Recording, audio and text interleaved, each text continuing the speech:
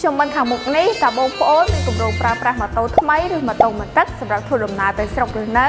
កុំឲ្យឱកាសនេះកន្លងផុតទៅណាមកស្នាប់បងរំលោះម៉ូតូជាមួយនឹង Mega Leasing បងប្អូននឹងទទួលបានអត្ថប្រយោជន៍ធំៗជាច្រើនដូចជា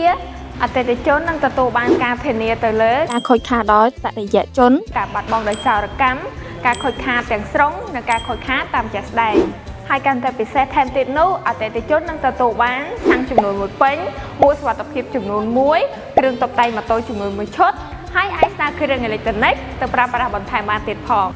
មិនត្រឹមតែប៉ុណ្ណោះបងប្អូននឹងទទួលបានឱកាសចាប់រង្វាន់ទូរស័ព្ទដៃនិងម៉ូតូជារៀងរាល់ខែ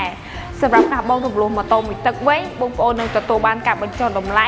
$100រហូតដល់អស់ពីស្តុកសម្រាប់លក្ខខណ្ឌបងរំលោះវិញគឺកាន់តែងាយស្រួលបងប្អូនមិនចាំបាច់មានអ្នកធានាមិនចាំបាច់មានទ្រព្យបញ្ចាំមិនអស់ថ្លៃឆែក CBC មិនអស់ថ្លៃសេវារដ្ឋបាលកាន់តែឯកសារ2សន្លឹកទេគឺអត្តសញ្ញាណប័ណ្ណនិងសៀវភៅគ្រួសារអាចយកម៉ូតូទៅប្រើប្រាស់បានយ៉ាងងាយស្រួល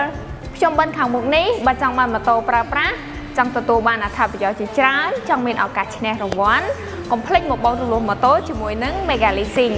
រង្វាន់ទូរស័ព្ទដៃនិងម៉ូតូកំពុងតែរង់ចាំលោកអ្នក